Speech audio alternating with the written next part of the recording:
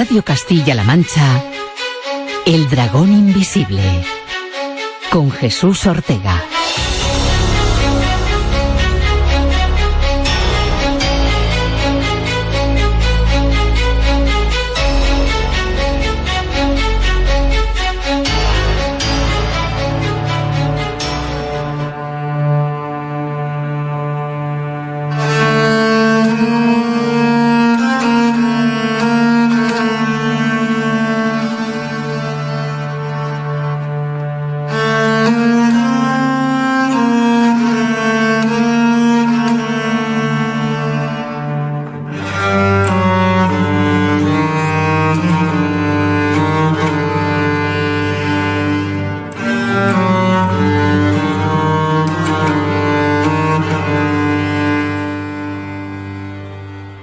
Bienvenidos una semana más a El Dragón Invisible en Radio Castilla-La Mancha. Esta semana queremos hablar de un tema clásico y que seguramente todos conocéis. Esta semana, en El Dragón Invisible, hablamos del mito y la realidad en torno a las brujas.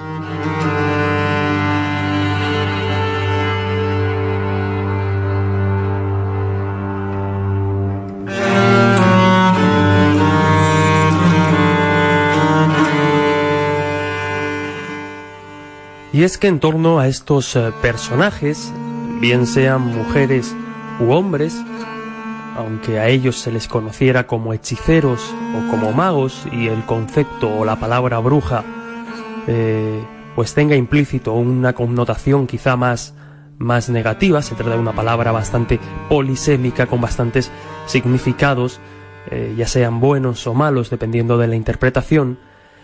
Pero lo cierto es que en torno a estos personajes existen a día de hoy muchísimas leyendas, muchísimos mitos que esta noche queremos derribar, porque seguramente habrán escuchado que en nuestro país, que en España, fueron miles y miles las brujas que perecieron en la hoguera, que perecieron bajo el fuego de la Inquisición, y es algo completamente falso. Si comparamos los datos de muertes, de ejecuciones en España con los datos de otros países, veremos que la cifra de nuestro país es pues muy baja. Lo vamos a ver a continuación. Pero hay más mitos todavía, porque también se habla de las brujas como un personaje de la Edad Media. Y lo cierto es que el Santo Oficio comienza en España en el año 1478 y a partir de ahí pues empieza su carrera, digamos, inquisitorial, nunca mejor dicho. Por lo tanto, habría que situar ese periodo de brujería o esa fiebre brujeril en España más en la Edad Moderna que en la Edad Media. También queremos hablar de brujas en Castilla-La Mancha, de brujas en nuestra región, porque hay muchas historias, hay muchas leyendas en torno a ellas. Por ejemplo, la que nos cuenta que en Cuenca, pues una de estas brujas fue enterrada bajo las escaleras de una iglesia para que los feligreses, cada vez que entraban y salían del templo sagrado, la pisotearan.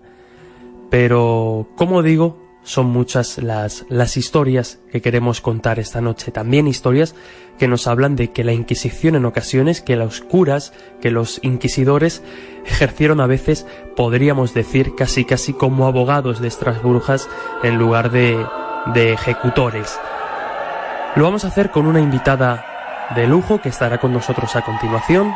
Y como digo, nuestra intención esta noche no es otra que la de aprender, la de disfrutar y la de descubrir cosas nuevas y cosas falsas en torno a un tema clásico, en torno a un tema tan mágico como el de las brujas. ¿Nos acompañan?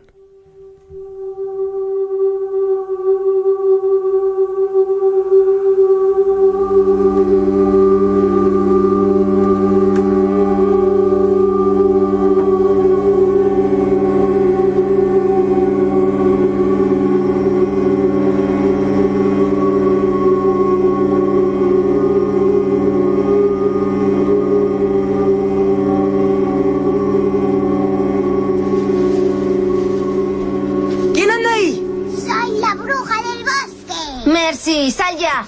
Ya no soy Mercy. Soy la bruja del bosque y he venido a por vosotros. Vuelo con mi escoba entre los árboles. ¡Ja, ja, ja, ja! ¡Ja, ja, ja, ja! ¡Ja, Mercy. ja, ja! ¡Ja, ja, ja, ja! ¿Cómo es que cuando te portas mal yo tengo que lavar ropa como una esclava y tú puedes jugar? Porque madre te odia. Niña malcriada, le voy a contar que has venido aquí sola. Philip el Negro me deja hacer lo que quiera. Al diablo con tu Philip el Negro. Ya no puedo salir por tu culpa. Podía venir al arroyo hasta que dejaste que la bruja se llevara a Sam. Cállate. Fue un lobo el que se lo llevó. Una bruja, yo la he visto. Va por el bosque con su capa. Padre me enseñó las huellas. Pues fue una bruja. Cierto. Fue una bruja, Mercy. Dices la verdad. Thomasin. Fui yo. Mentira. Fui yo quien se lo llevó. Yo soy la bruja del bosque. Mentira, mentira. ¿Lo soy? No la escuches, Mercy. Soy la bruja del bosque. Cuando duermo, mi espíritu escapa de mi cuerpo y bailo desnuda con el diablo. ¿Firmé en su libro? No. Él me ordenó llevarle un bebé sin bautizar. Así que robé a Sam y se lo entregué a mi amo. Puedo hacer que un hombre o cualquier cosa desaparezcan si me place. No. Sí, y pienso hacer que desaparezcas si me enfadas. ¡Cállate! Mercy, solo está contando fantasías. O puede que mejor te cocine. Andamos escasos de comida. ¡Basta, Thomasin! Sí que lo es. ¿Cómo ansío hincar mis dientes en tu rosada carne? Si le cuentas a tu madre algo de esto, se embrujaré a ambas. Y a Jonas también. Seca tus lágrimas y jura silencio. No se lo dirás a madre ni a padre. Lo juro. Thomasin, déjala en paz. Huye de ella, Sally. ¡No te embrujarás!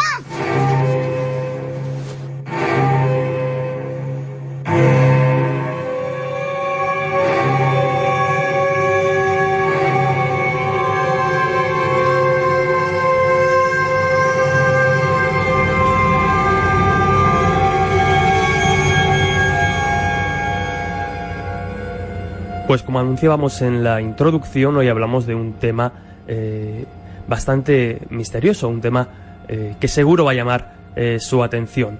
Hablamos de brujas y lo hacemos con María Lara Martínez. Ella es historiadora y escritora, licenciada en Historia por la Universidad de Alcalá y doctora europea en Filosofía por la Universidad de Castilla-La Mancha. Ha sido galardonada con diferentes reconocimientos debido a su historial académico y actualmente es profesora de Historia Moderna y Antropología en la Universidad a Distancia de Madrid, así como directora del Departamento de Historia y Humanidades. Fue galardonada con el premio de novela histórica Ciudad de Valeria con su obra El velo de la promesa y también junto a su hermana Laura Lara, la ganadora es del premio Algaba por su libro Ignacio y la compañía, concedido por el ámbito cultural del Corte Inglés y la editorial Edad.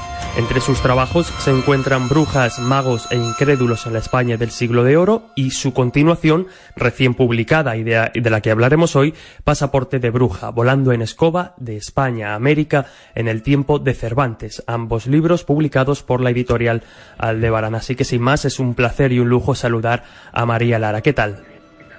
Buenas noches, Jesús, y muchas gracias a los oyentes también del Dragón Invisible por estar escuchando este viaje sobre Pasaporte de bruja. Antes de nada, nos gustaría, pues, quizá aclarar un poco el concepto de bruja. ¿De qué hablamos cuando hablamos de bruja? Porque además es un concepto muy polisémico en España. Sí, me gusta decir que es el término que tiene una mayor variedad de significados, porque tan pronto puedes utilizarlo desde un punto de vista afectuoso o simpático, alguien que lo llames bruja, o puedes condenar a una persona cuando eso se lo dices con desdén y con la justicia de por medio, como pasaba también en el siglo de oro. Y luego, dentro de todo ese amplio catálogo, pues están las curanderas, las hechiceras, las visionarias, las místicas, las médicas de un milenio, o sea, casi todas las profesiones recogidas en una palabra que algunos la vieron desde la antigüedad como un don y otros como un castigo. Uno de los objetivos de tu nuevo libro, también del anterior, en este caso dedicado a las brujas, de Pasaporte de bruja, es derribar ciertos mitos. Uno de ellos, quizá el más extendido es que en España se mataron o se llevó a la hoguera a decenas, no decenas, sino centenas o incluso miles de brujas. Y eso no es del todo cierto, porque la verdad es que en España no fue uno de los países, digamos, más prolíficos a la hora de ejecutar a este tipo de hechiceros. Sí, bueno, lo primero aclarar que yo cuando me sumergía en los archivos de la Inquisición, en esos legajos que habían permanecido ocultos o secretos durante siglos, y también durante los viajes y estancias en París, en la Escuela de Altos Estudios y luego como fellow en Harvard, pues sobre todo tenía la primacía del criterio científico y por eso me resultaba sobrecogedor en algunos momentos cuando, estando largas horas ante esas letras por descifrar de los documentos del 17, me llegaba yo a plantear si realmente no sería más fácil decir que volaban y no tratar de combatir sus herramientas esotéricas. De algún modo, las brujas o las magas estaban jugando con mi cerebro. Claro que por supuesto que las buenas, las que tienen dones de magia blanca, pero al final es que la hechicería y la brujería es un tema que nos llega hasta el presente, la preocupación por la trascendencia y por ese más allá que está separado de la realidad tangible por un hilo invisible. Por tanto, pues también sentía yo, después de escribir ese otro libro, Brujas, Magos e Incrédulos en la España del Siglo de Oro, la necesidad de seguir contando historias que, huyendo del tormento y de la tortura, rescataran una imagen de la España moderna con todo el peso que tenía la hechicería, desde los talismanes que usaban los reyes hasta los mendigos.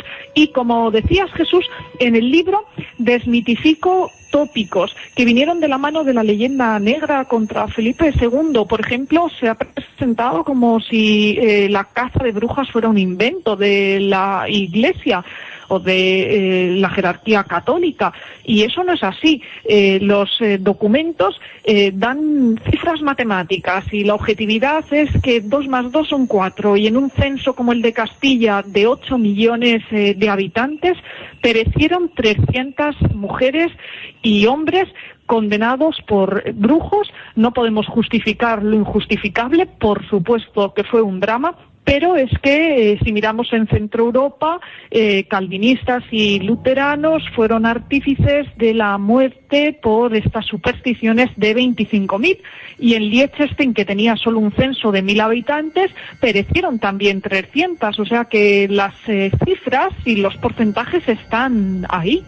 Es decir, los datos en este caso no engañan. Estamos hablando de 300 brujas o 300 personas ajusticiadas y ejecutadas, en este caso por temas de brujería, que en contraste, como decías, con otros países, pues desde luego la cifra se queda bastante baja. Hablabas también de esa leyenda negra, digamos, que se crea contra España, y podríamos hablar de determinados intereses por parte de algunos países precisamente que aumentan también esta leyenda negra de la Inquisición. Sí, efectivamente. Bueno, lo vemos en el caso de Inglaterra, la Armada Invencible, bautizada así por esos enemigos de Felipe II cuando pereció en 1588 esa flota en el Canal de la Mancha, o también lo apreciamos en los holandeses. Era la época en la que los tercios estaban desplegados por el norte de Europa, y mientras que se popularizaba la crueldad del duque de Alba, pues también al otro lado de los Pirineos, en Galicia, en León y en general también en Castilla y en La Mancha, pues surgía el temor a Francis Drake, al corsario de Isabel I, de la Reina Virgen, con sobre todo pues las fechorías de sus entradas en las costas ibéricas. Pero siempre, en toda época histórica, nos encontramos con unos intereses creados, y en esos momentos el desbancar a la monarquía hispánica como principal potencia, bien de hecho o a través de la rumorología, era un objetivo para los enemigos de la patria de Cervantes. Uh-huh. Bueno, otro de los, digamos, mitos o leyendas que queremos desmitificar esta noche en el programa dedicado a las brujas, quizás sea también situar en su contexto histórico a estos personajes, tanto a los hechiceros como a las llamadas brujas. Ya hablamos antes del concepto, ¿no?, y del sexismo que existe también a la hora de determinar a estos personajes. Pero uno de los mitos que en cierto modo queremos desbancar, y aunque sí que es cierto que anteriormente existen personajes similares con características y cualidades parecidas, pero lo cierto es que siempre que se piensa en brujería, se piensa en la Edad Media, y lo cierto es que todo el proceso, todo el contexto de la Inquisición, toda la historia de la Inquisición, la caza de brujas y demás, corresponde más bien a la época moderna que a la Edad Media en sí, ¿no? Así es, porque en 1478 fue cuando se creó el Tribunal del Santo Oficio, lo instituyeron los Reyes Católicos en esa apología de la uniformidad que caracterizó su reinado, y es también, por tanto, en ese marco en el que los inquisidores van a ejercer de jueces no solo de los comportamientos o de las actuaciones, sino también de las conciencias. De ahí, pues, ese drama para los sefardíes a partir de 1492 y cómo se observa una evolución en el tratamiento de la brujería desde las primeras instrucciones en la década de los años 80 del siglo XV, cuando se dice a los inquisidores que realmente hay que tratar los temas de hechicería haciendo un poco la vista gorda porque eran más lascivos o soeces que peligrosos para el orden social, a cómo a medida que los visionarios van entrando en profecías políticas, esto va a llevar al Santo Oficio a actuar con mayor dureza, hasta de nuevo esperar a encontrar una tercera fase a partir de 1610, de las brujas más famosas de la geografía española, las brujas de Zugarramurdi, y sobre todo lo que trato de mostrar en Pasaporte, en el nuevo libro, que es que ese episodio de las brujas de Zugarramurdi fue decisivo, no solo para nuestro país, también para Europa y para el mundo, porque se racionalizó el misterio posteriormente cuando uno de los inquisidores, sintiendo escrúpulos de conciencia, Alonso de Salazar y Frías, ejerció de abogado de las brujas y pronunció esa frase de no hubo brujos ni embrujados en el lugar hasta que se comenzó a hablar y a escribir de ellos. Estábamos en 1615 y este burgalés, este teólogo, que además había pasado por los seminarios de Salamanca y de Sigüenza, en este caso último en nuestra región, pues por supuesto que sabía que por el país de las brujas, por las cuevas navarras, la magia corría por las venas de sus moradores desde muchos siglos atrás. Es muy curioso esto que comentas, de que se racionaliza el misterio, y de hecho es una de las hipótesis que tratas de demostrar en el libro, ¿no? El hecho de cómo, en cierto modo, pues cambia esa mentalidad a partir del hecho de Zugarramurdi, como bien decías, las brujas más famosas de España. Pero ¿qué pasó concretamente allí, para recordar un poco la historia y el hecho que tuvo allí lugar? Pues todo ocurrió durante 3 días de noviembre.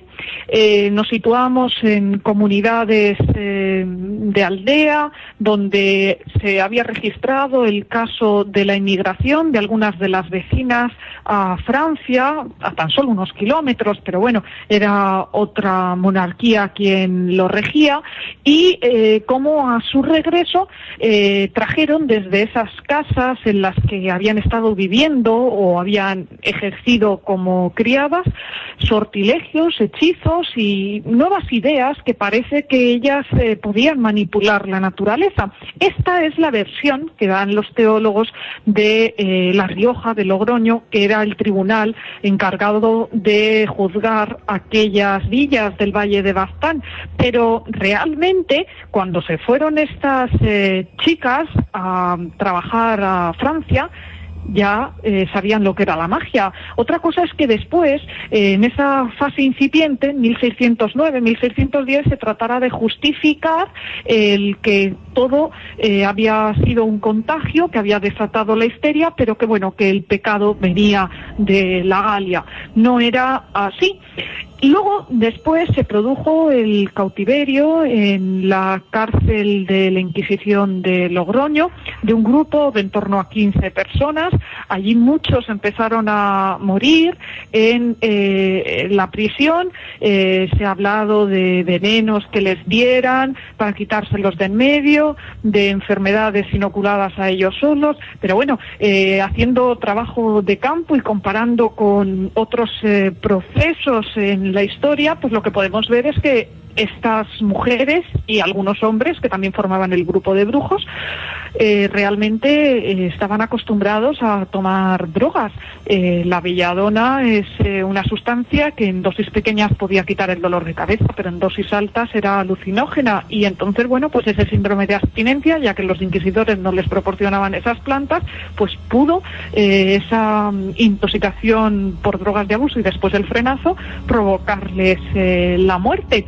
Y así es como, a partir de ese auto de fe de Logroño, el más célebre, el que luego después serviría a través de la relación que su amigo Moratín escribió de los hechos 2 siglos después, llevaría a Goya a las pinturas negras y a plasmar tantos aquelarres y lindas maestras en sus grabados, pues también marcaría un antes y un después en el tratamiento de los hechos esotéricos, y sobre todo en el reconocimiento de que, aunque era una cultura común, una cultura cristiana, los teólogos se tuvieron que dar cuenta de que en un 75% de analfabetos, como había en la sociedad española del momento, no era posible introducir los dogmas mediante un mecanismo de comprensión, y tampoco era posible erradicar de un plumazo la superstición.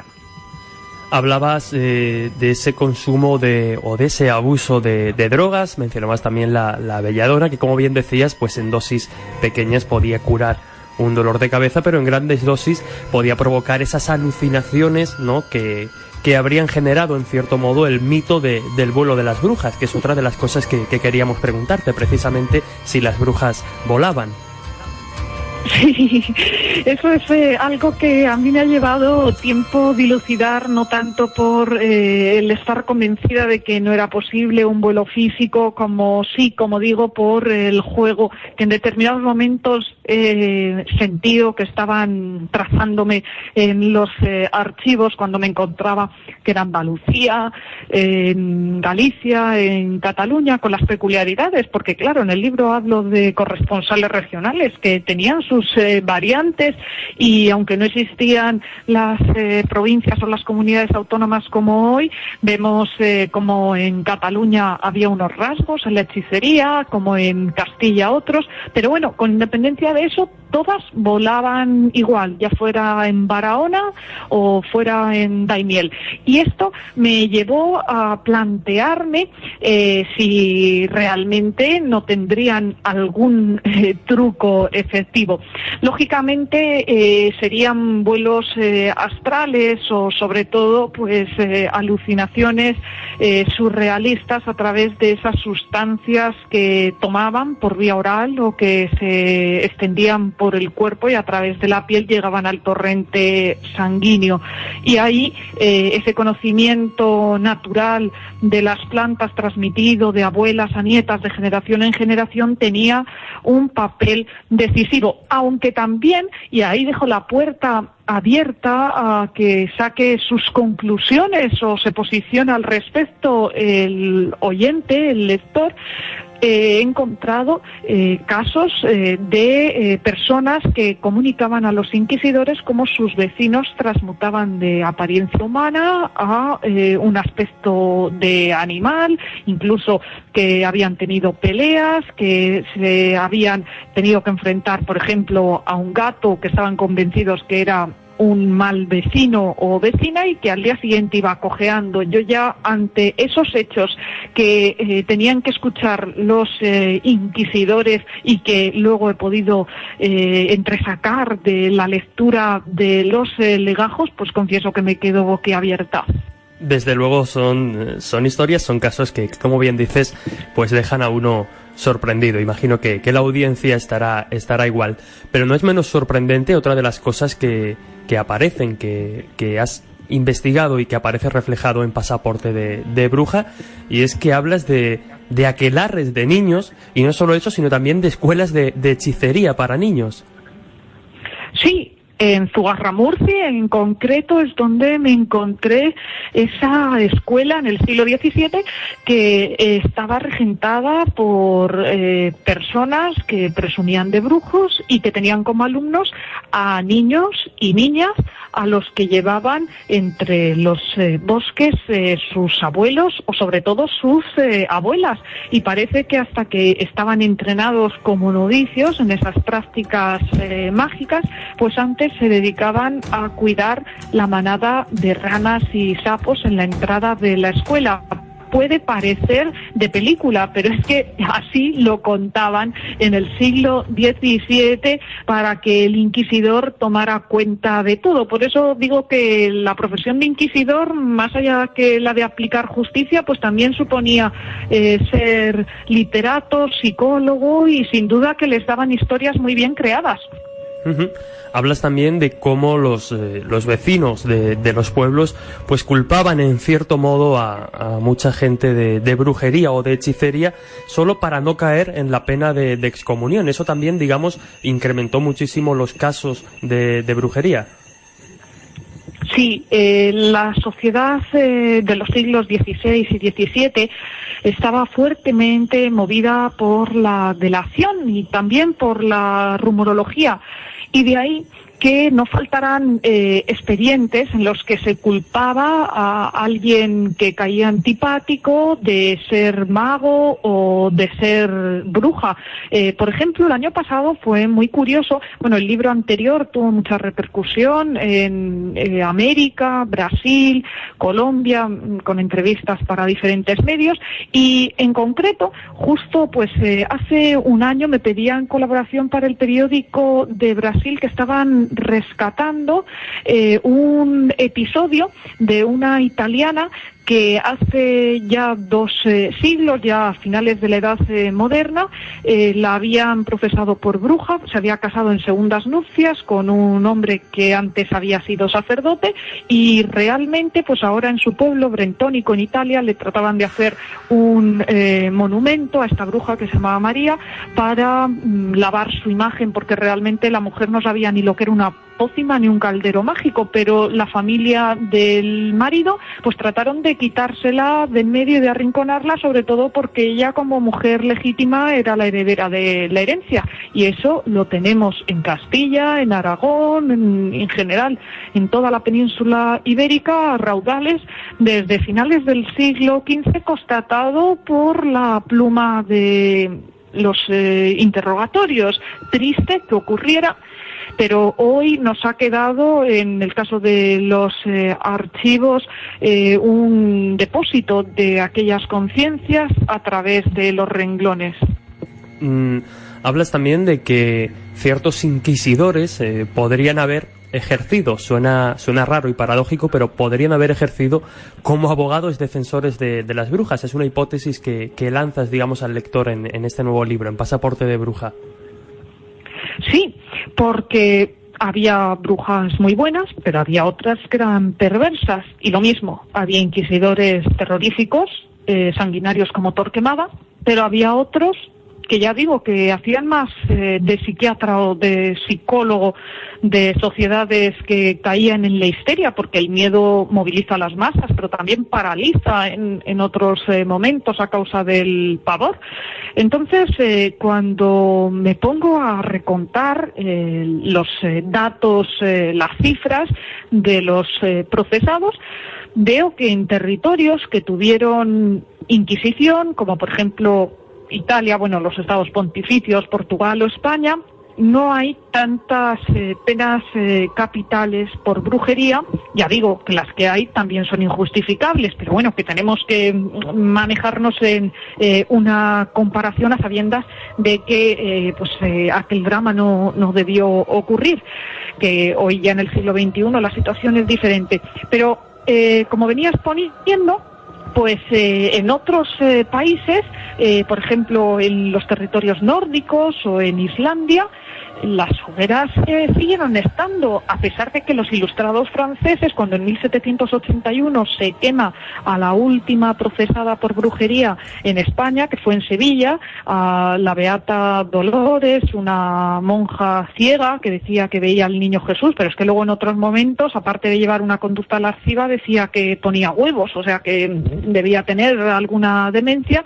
Pues los filósofos franceses pusieron el grito en el cielo y dijeron que en España seguía pesando mucho el fanatismo, pero en Inglaterra en esas mismas fechas se condena a una madre y a su hija porque hablan de que han desatado a la naturaleza simplemente por el gesto de la madre quitarse las medias. O sea que realmente hay que ponerlo todo en su justa medida y sobre todo hablando de la psicosis colectiva que suponía hablar de que existía un complot o una trama brujeril cerca de tu casa. Y luego otro apunte, a veces pagaban justos por pecadores, y es que hay casos, por ejemplo, de hechiceras siniestras como en Pareja, que realmente no eran brujas. Estas mujeres que allí detuvo la Inquisición, como he expuesto en el municipio alcarreño, en conferencias y en encuentros, diciendo que realmente el pueblo de Pareja mostró una alta conciencia ciudadana a mediados del 16, cuando llamó a la justicia para que interviniera y no tomó la justicia por su propia mano. Pues estas mujeres, estas 3 mujeres de Pareja, estaban acusadas del allanamiento de moradas y del homicidio de niños en torno a 1520, 1550. Se dan sucesivas oleadas y la pena que se les impone desde el Santo Oficio de Cuenca, que era el encargado de la supervisión de ese territorio, es el destierro durante 10 años del obispado, algo que puede parecer una condena o un castigo ligero si tenemos en cuenta que a personas buenísimas, a seres benévolos como Eugenio Torralba, el mago más famoso del Renacimiento, conquense para más señas, que nunca había hecho nada malo a nadie, que tenía el don de ver a su ángel de la guarda, que se lo habían presentado en la Roma de los Borgia y que se llamaba Ezequiel, pues a este, por presagiar el saco de Roma por las tropas de Carlos V, de después tener algunos malentendidos con amigos suyos que pedían que les buscara un tesoro, lo llevan al calabozo y muere en las torturas.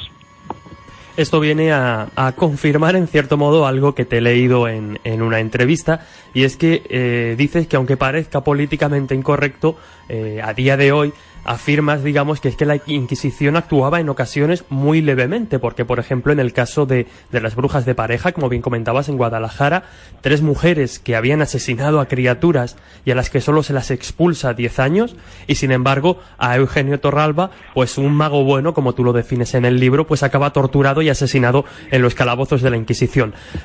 Con Eugenio Torralba y las brujas de Pareja ya hemos comentado, digamos, 2 casos de Castilla-La Mancha, pero me gustaría preguntarte precisamente por más casos de brujería de este tipo en la región, en Castilla-La Mancha.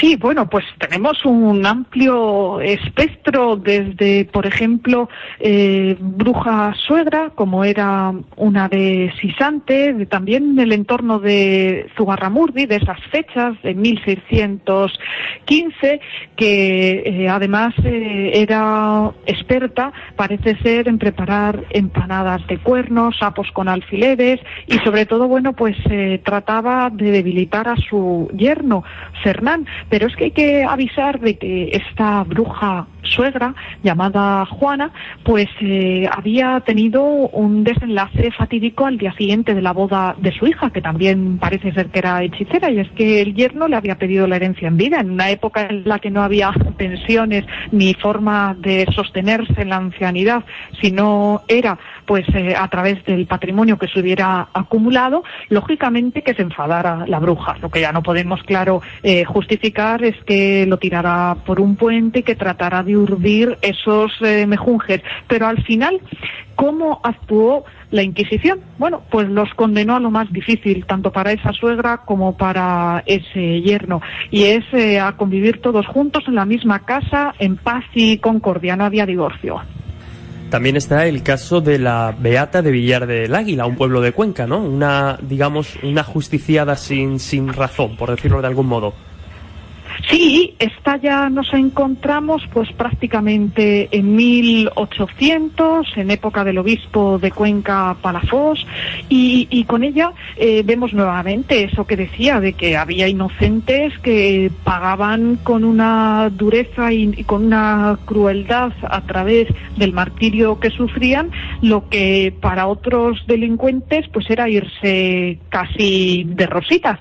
Esta mujer vivía en su pueblo de la Manchuela de Cuenca, Villar del Águila, y parece que en la misma época en que en Francia, en Notre Dame, se introducía a las jóvenes, a las matronas, como si fueran la diosa razón, pues a ella la llevaban en andas, la introducían así en su iglesia, le ponían velas, ella afirmaba tener una unión mística con el cuerpo de Cristo, y cuando la Inquisición se enteró, pues pronto mandó que la detuvieran, y al final de todo esto, pues hoy se dice que está enterrada bajo las escaleras de la iglesia de San Pedro, subiendo hacia el castillo, un poco más arriba de la catedral, en Cuenca, para que así ella, que había recibido tantos honores en vida a través del predicamento que tenía entre sus parroquianos, pues posteriormente recibiera el oprobio con las suelas de los zapatos que la pisaran. Bueno, y ya casi para ir terminando, lo comentábamos al principio, pasaporte de bruja volando en escoba de España a América en tiempos de Cervantes, y es que has tenido muy en cuenta el mundo cervantino, ¿verdad? Sí, el libro tiene también una dimensión de compromiso social, sobre todo porque hoy existen todavía chivos expiatorios en comunidades, en poblados de África, mujeres mayores a las que se manda a la hoguera por ser acusadas de propagar el SIDA, mientras que la enfermedad cunde, pues la superstición también parece que va creciendo, cosa que creo que los organismos internacionales pues deberían mirar, no solo por la salud clínica, también por esa salud cultural que viene a través de la mente y de la erradicación de los fanatismos. Y bueno, además Cervantes, estamos en el 4º centenario, y además no podemos olvidar que el alcalaíno estaba muy preocupado por los encantadores, a decir de su protagonista, de Don Quijote, que son realmente esos encantadores, esos genios engañadores que dijera Descartes, pero para él tenían este otro término casi más simpático, los que le sustraían el juicio, los que le hacían ver gigantes donde solo había molinos. Así que el místico, Don Quijote y las caballerías, con los encantamientos también que en las novelas ejemplares vemos con 3 brujas, la Montiela, la Camacha y la Cañizares, que ya pueden imaginar los oyentes la estupefacción que me suscitó el encontrarme en los archivos con que realmente esas mujeres habían existido y que no eran solo nombres ficticios que buscara Cervantes, pues forman parte de este elenco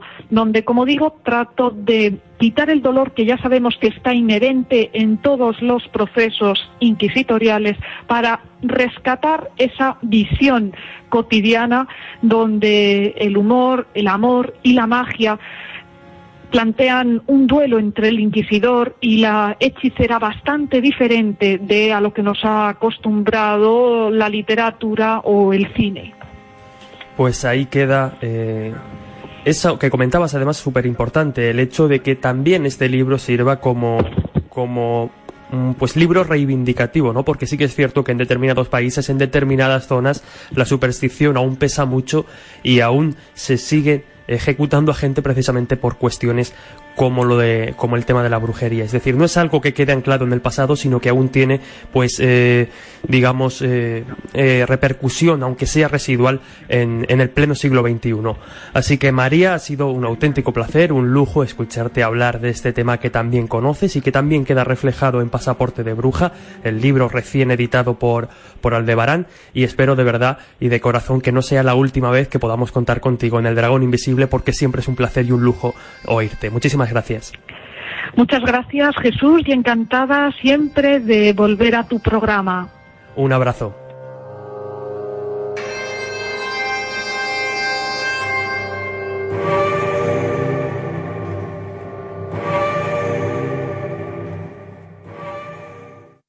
Atrévete a descubrir lo que otros no cuentan. En Castilla-La Mancha Media, El Dragón Invisible.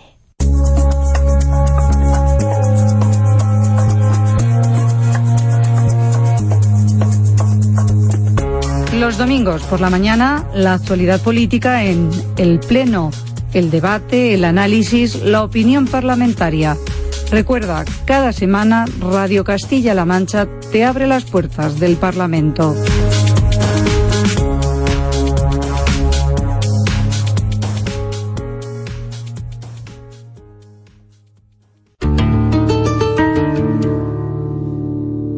El toro y el hombre, la vida, la muerte y el arte. La tauromaquia, la fiesta más culta del mundo. Soy José Miguel Martín de Blas y cada domingo a medianoche comparto contigo Tiempo de Toros. Un sonido nuevo en Radio Castilla-La Mancha.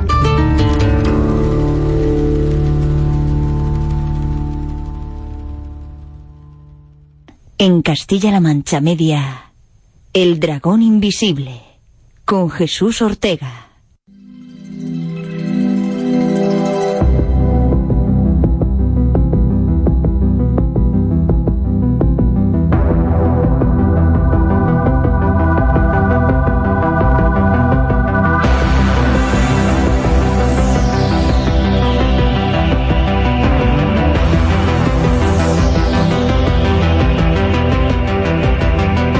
Continuamos en El Dragón Invisible en Radio Castilla-La Mancha y lo hacemos para hablar de un proyecto que nos ha llamado muchísimo la atención: Reediciones Anómalas, un proyecto sin ánimo de lucro cuyo objetivo es, como su propio nombre indica, reeditar libros descatalogados. Libros que a día de hoy son muy difíciles de encontrar o que directamente no tuvieron traducción al español. Para hablar de él, contamos con uno de sus creadores, uno de sus impulsores, Alex Barragán, divulgador de misterio al que podéis escuchar también en Terra Incógnita. ¿Qué tal, Alex? Buenas, Jesús, muchas gracias por invitarme a este nuevo programa tuyo del Dragón Invisible y sobre todo pues muchas gracias para, intentar dar a conocer esta iniciativa. Esta iniciativa que desde luego hay que celebrar, ¿no? Porque es un lujo para todos los amantes de los libros de misterio, de esos libros difíciles de encontrar, clásicos ya entre la bibliografía anómala o la bibliografía de anomalías, por decirlo de algún modo, y vosotros empezabais con un objetivo de 1.500 euros y sorprendentemente ya lo habéis superado. Es decir, la gente se ha volcado de manera increíble. Pero ¿cómo funciona Reediciones Anómalas? ¿Cuál es el mecanismo, digamos, para que los oyentes del Dragón Invisible, pues si están interesados, puedan participar? Reediciones Anómalas no es una editorial como tal, no es una empresa que esté constituida, ni siquiera que exista físicamente. ¿Qué es Reediciones Anómalas? Pues Reediciones Anómalas es una iniciativa, una idea, y que gracias a la página de Kickstarter de financiación, pues intentamos llevarla a cabo, y lo hemos conseguido, porque como comentabas, necesitábamos, al menos eso es lo que siempre hemos mantenido y ha sido nuestro mínimo, como para garantizar que en este caso el primer libro de la colección, que es Operación Caballo de Troya de John Keel, uno de los, para nosotros, pues mejores investigadores y divulgadores que ha tenido el mundo del misterio, pues, en toda su historia, porque tampoco es que tenga mucha historia, ¿no? Esto de la divulgación y el estudio de los fenómenos anómalos, o al menos con tanta profusión como hay en los últimos 100 años, me atrevería a decir, ¿no? Pues gracias a Kickstarter, que como alguno también conocerá, esa plataforma donde, bueno, pues tú tienes una idea, pides una cantidad de dinero mínima como para que salga adelante el proyecto, y esa cantidad de dinero se la pides a los contribuyentes, a esas personas que están desde su casa y que entran desde su ordenador, desde su teléfono móvil, y bueno, pues descubren que en Kickstarter hay un proyecto que les llama la atención y lo financian. Pero ojo, que en Kickstarter funciona así, nosotros también. Cualquier persona que financie, porque ha de financiar también, por cierto, unas cantidades específicas, ¿no? Unas cantidades que van, ¿no?, entre los 5 euros hasta los 150. Ahí hay diferentes tipos de cantidades con las cuales pues se recibe, digamos, o desde el caso de los 5 euros, que es un libro digital, pasando a los 15, los 20, etcétera, etcétera, y se va recibiendo pues una serie de beneficios, por decirlo de algún modo, en función de la cantidad. Sí, exacto, es lo que tú dices. O sea, yo el mensaje que quería transmitir era que no es simplemente como una obra filantrópica para que la gente ponga ahí por amor al arte, a nuestra idea o a la idea de cualquier otra persona que esté en Kickstarter, y el dinero, simplemente pues con esa finalidad, sin esperar obtener nada a cambio. Pues no, Kickstarter no funciona así. Tú por cada cantidad de dinero que des, bueno, pues estás entrando dentro, como comentabas, de una categoría que tiene su recompensa, ¿no? Que, como indicabas, pues van desde los 5 euros, en la que te incluye el libro en formato electrónico, hacia, por ejemplo, la siguiente, que sería la de 15 euros, que yo creo que es una opción bastante interesante. ¿Por qué? Pues porque además de llevarte el libro electrónico, te llevas el libro impreso. 15 euros. 15 euros. Todos sabemos más o menos cuánto suele costar un libro, y más un libro de misterios de aproximadamente unas 200 páginas, por 15 euros, además de que el envío a España es gratuito. Y en definitiva, que estamos muy contentos.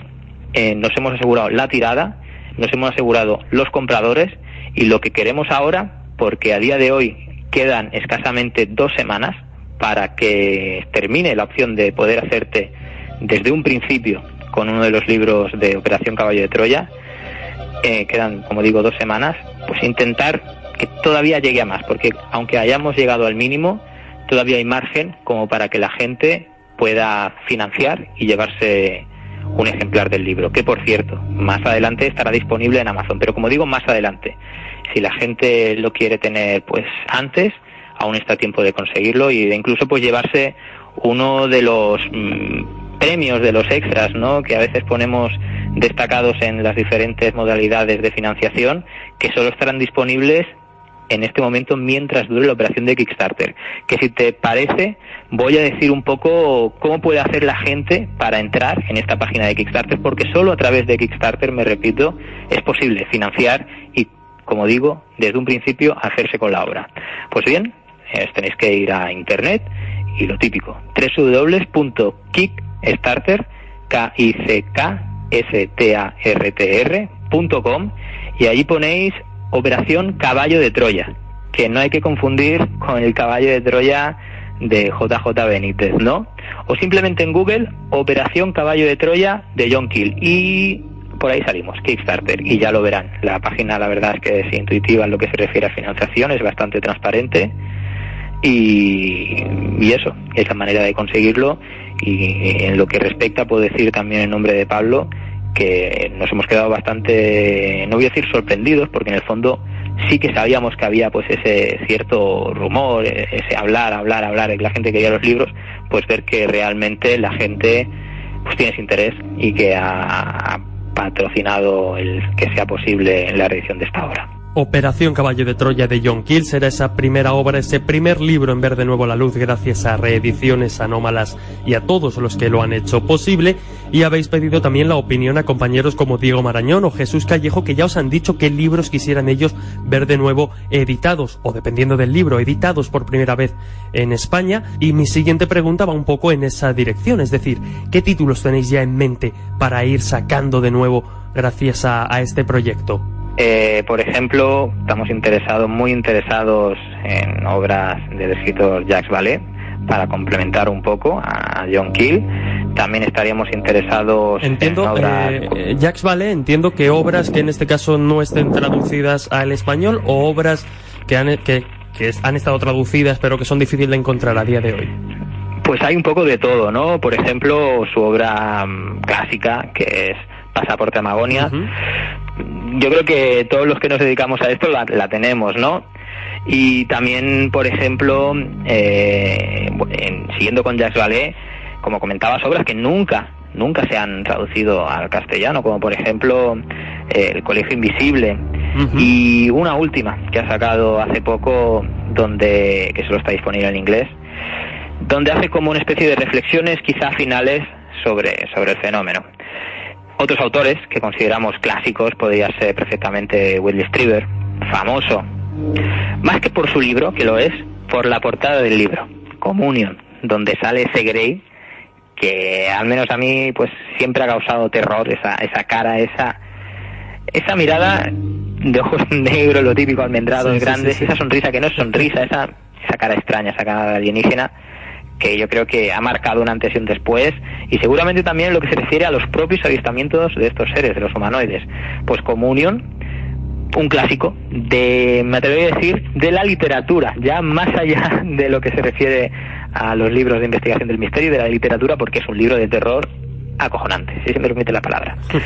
Y también otros autores como por ejemplo Joseph Allen Hynek, Gray Barker, que no es muy conocido, pero que fue un pionero, si me apuras, en lo que se refiere a los estudios precisamente del Mothman, del hombre polilla, y que apunta a un punto interesante al fenómeno, a Amy Mitchell, por ejemplo, y los autores españoles también tenemos en mente. Y por ejemplo también se nos ha puesto en contacto con nosotros Chris Aubeck, porque estaría interesado en que tradujéramos una de sus últimas obras, que es precisamente también en relación a esa obra magna de Jacques Vallée. Se podría considerar incluso que es como su segunda parte, ¿no? Aunque no la firme Vallée. Return to Magonia, Regreso a Magonia. Pues ese tipo de libros que no son los típicos que uno puede encontrar en una librería normal, ¿no? Y son esos libros que marcaron época, que marcan época y que cuestan tanto de encontrar, pero sabemos que la gente quiere leerlos, quiere tenerlos en sus estanterías. Desde luego, y precisamente porque no son libros típicos y que marcaron y marcan época, pues es imprescindible poder acceder a ellos. Ahí está la labor de Reediciones Anómalas, que desde luego ha empezado muy bien, ha arrancado muy bien este proyecto. Esperamos que siga así. Nosotros desde El Dragón Invisible por lo menos así lo deseamos y así lo esperamos. Y en cierto modo pues para eso era también esta entrevista, para dar a conocer a los oyentes del programa que existe este proyecto, Reediciones Anómalas, que lo apoyen. Sin más, solo me queda, Alex, despedirte, desearos toda la suerte del mundo a Pablo y a ti, y no solo desearos suerte, sino también agradeceros que os hayáis embarcado en esta aventura, porque desde luego los aficionados, los interesados y los apasionados por estas grandes obras y estos grandes clásicos del misterio lo agradecemos muchísimo. Así que, como digo, muchísimas gracias y mucha suerte. Muchas gracias a ti, Jesús, y muchas gracias pues a la gente que ha hecho posible que Reediciones Anómalas no sea simplemente eso, una idea, un proyecto que un día tuvimos Pablo Vergel y yo, sino que sea algo más, como hasta el punto de hacer posible que John Keel vuelva a ser reeditado en castellano.